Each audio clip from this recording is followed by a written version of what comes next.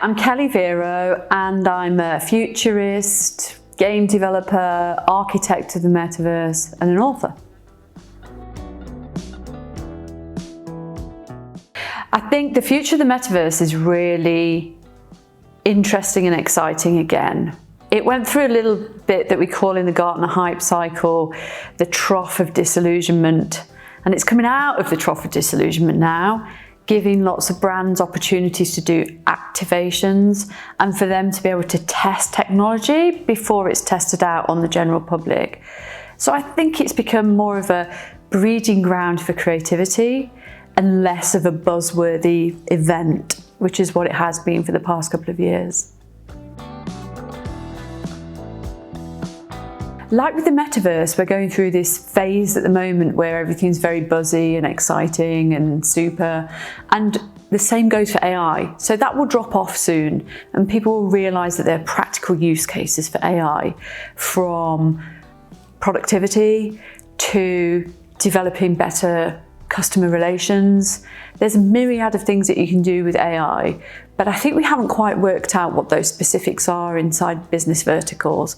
And when we do, that will be another exploding moment, I think, for AI. But for right now, we're testing the environment, we're figuring out what works for us, and we're making little changes and tweaks as we go, and that's exciting too.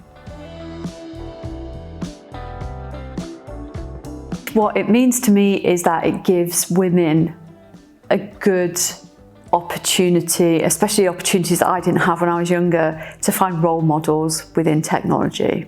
That's the first thing, and that's for all of the women that are involved in 100 Women of the Future.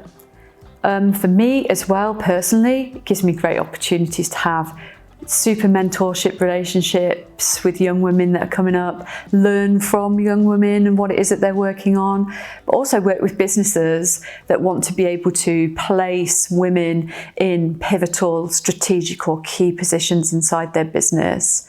It's my job to make sure that, women have a voice inside these organisations, and that should always come from a position of expertise and merit. And I'm really proud to be involved in this movement, as it is, to try and drive more women towards the boardroom via technology. Oh yeah, our company Naked has created a sort of Farfetch, but for video games.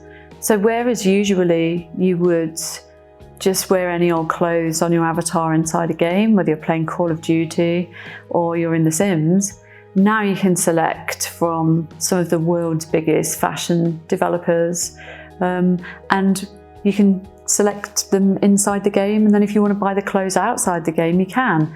It's about dating the clothing for a little bit while you're playing the game, wondering whether it fits you and your avatar, whether you're happy with it.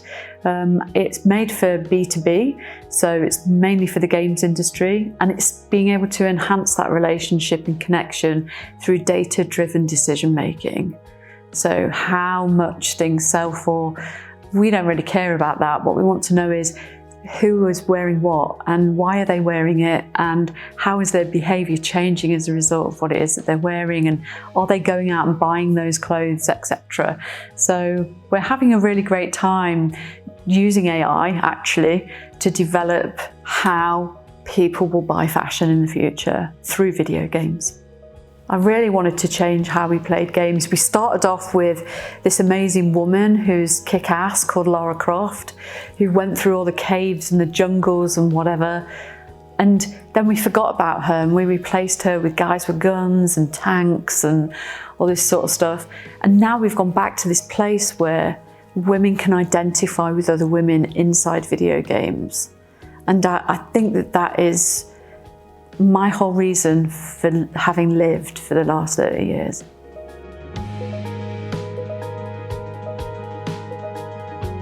Actually, what's coming up is going to be one of the most important things that I do, because I'm joining the World Economic Forum to help them develop gamification as part of their Global Village project in 2024. So I will be hopefully using gamification as a tool for good, a powerful tool for good, to help people around the world that don't have the same access or inclusion to digital technology as we do.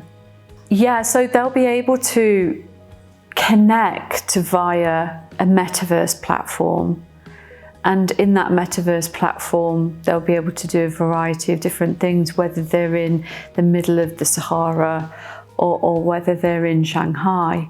You know, they'll have the same experience as part of the Global Collaboration Village. That's for young people and digital natives, but also for people who just don't know how to use technology at all. Because technology is becoming a massive part of our lives, we have to make sure that we are moving with the times and giving people the tools that they need to be able to onboard quickly into technology.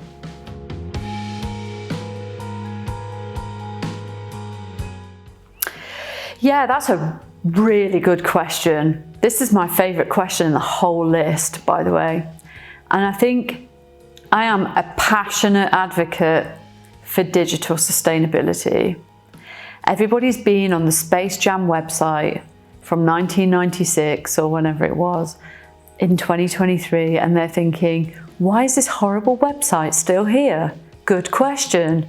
No one knows why, but for some reason, Warner Brothers thinks that they should just keep it on there. No one's going there, no one's visiting it, but it's using server energy. And this is really problematic. The same thing goes for some blockchain, some tokenization in Web3.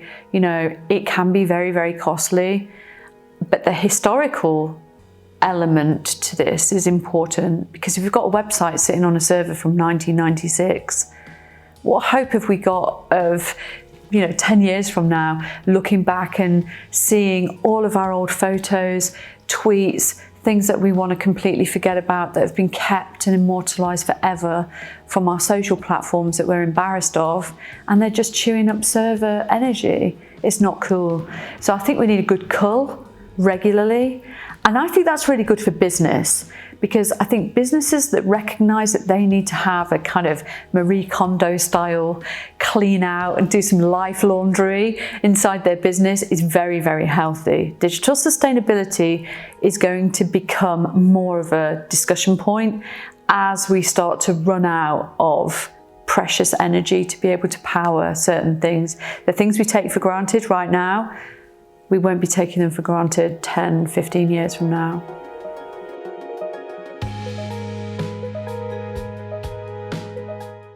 I think, we talked about creativity and technology earlier. I think a really nice balance of the two. I get a lot of creatives that talk to me about technology and say, wouldn't it be better if I learned how to code? No, it would be better if you harnessed your creativity in positive ways so that people who can code can develop your ideas quickly and efficiently. So I think the harmonization of creativity and technology is like super prescient, because people aren't getting it right now. A lot of big tech corporations are not harmonizing creativity in really good ways with technology. I think that needs to change, but I think younger generations, Gen Z, are actually utilizing the time that they have to be creative to enhance what it is that they're doing in tech.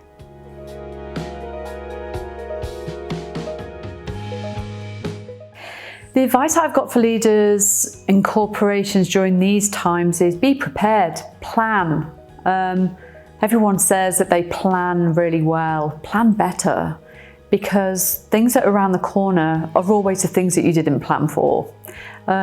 Also, a lot of the things that we've talked about today, make sure you've got a really healthy base of expertise inside either your board or inside your business, so that if you do need to pivot, you can pivot really quickly. A lot of businesses during the pandemic found it quite difficult to pivot because they had very specific use cases within their business. Open yourselves up a little bit. Look at the business forecast and outlook. That's important. Every business leader does that anyway. But also look at what everybody's doing and figure out how you can make the changes inside your business to enhance both the way that you work and what your outward productivity is. I think that's the kind of best advice. Be ready at all times. Stay frosty.